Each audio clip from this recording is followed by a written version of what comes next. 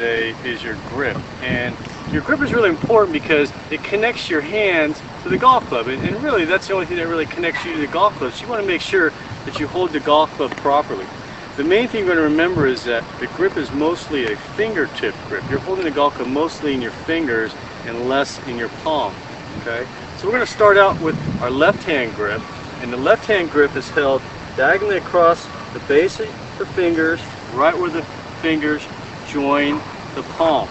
Okay? So I'm going to hold this golf club primarily with just the last three fingers of my left hand. My grip pressure is fairly light. It's probably 4 or 5 out of 10. If you hold your left hand properly, you will be able to hold the golf club very easily with just 3 fingers of your left hand, and these are also going to be your pressure fingers. These fingers right here, these last 3. And you're going to hold it against the heel or the butt of your palm so you can hold it with fairly light pressure and still have control of the golf club.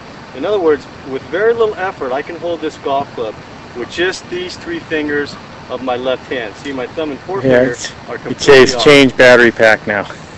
Are we done? I think so, yeah. So. Oh yeah, we're with the last 3 fingers of my left hand very easily holding against the heel of the butt of my left hand. Okay? You always want to make sure that when you hold the golf club, there's a little bit of rubber past the end of your hand. Otherwise, the club will tend to wobble, and you can hold it more securely if you have about 1/8 of an inch or so of the grip past the end of your hand. So whenever you grab the golf club, make sure that there's enough rubber past the end of your hand so that you can hold the golf club securely. When I put my golf club down on the ground, I want to make sure before I take my grip that my golf club is set in the right position, is perpendicular to my target line.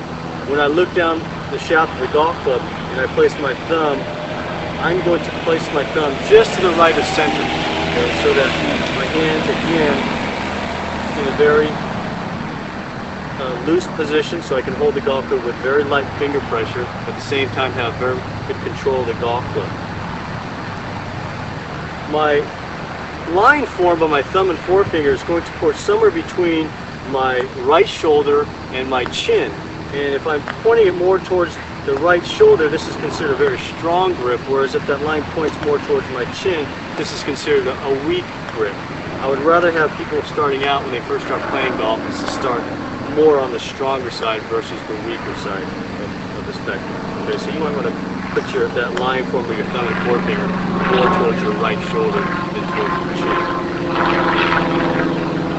The right hand grip is very similar to the left in that you're holding the golf club again low in your fingers. So when I hold my golf club here with my right hand, I'm going to make sure that the golf club sits right at the base of my fingers again.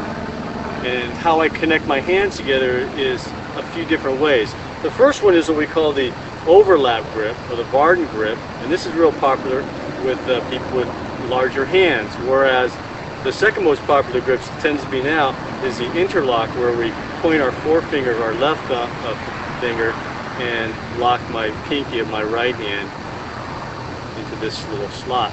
Okay, if you hold the golf club correctly, you'll find that your left thumb will nestle right in the middle of your right palm. Okay, right in the middle of your right palm. Your finger pressure is again 4 or 5 out of 10, but the 2 fingers you're going to hold the golf club are going to be these middle 2, the ring finger and the middle finger, and you're going to hold it fairly lightly. The line formed by your forefinger and thumb of your right hand is again going to parallel the left hand. So if your left hand line points towards your right shoulder, well then your right hand line will also point towards your right shoulder. And this will ensure that your hands work together. Okay? You want to make sure that your hands are comfortable on the golf club, but that they work together. And one way to check this is to take your golf club, open your hands nice and wide, and you'll find that my palms face each other. This means my hands are working together.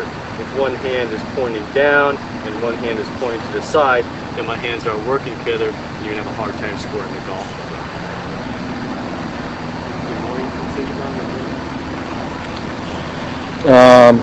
Yeah, that's good on grip. That's good.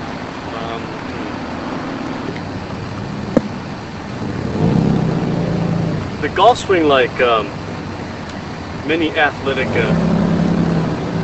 sports, is there's a lot of moving parts, but the main thing you want to emphasize when to learn the basic fundamentals of golf swing is that you have to have a nice solid base, a solid foundation in order for you to move those parts correctly. Okay? The one thing you always have to remember in golf is that the ball is always in front of you and it's usually at your feet, so that means that your weight should be slightly forward as far as where your center of gravity should be. Okay, so how I set it up is really important so that I can have good balance in order to hit a good shot or make a good swing.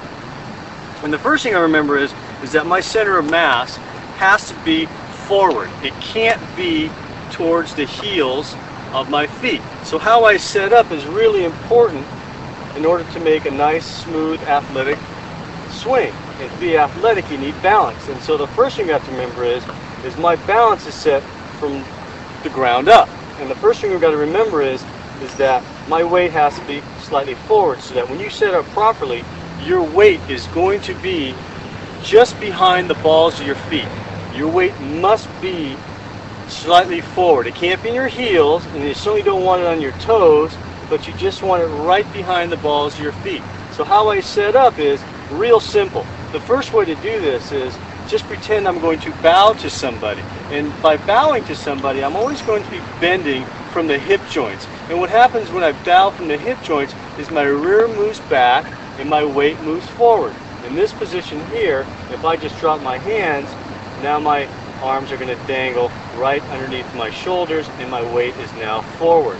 If I take a shoulder width stance and bend my knees slightly, this puts me in a balanced athletic position, and this is the position I want to be when I start my golf swing. A couple things you might notice here. My upper back is fairly straight, and I want to keep my chin up so that I have room to turn around my spine angle, which hopefully during the golf swing stays very still. Okay. Excellent. All right. Okay. We discussed the setup, and we've discussed the grip, and now we need to incorporate this into our setup in order to prepare ourselves to make a golf swing.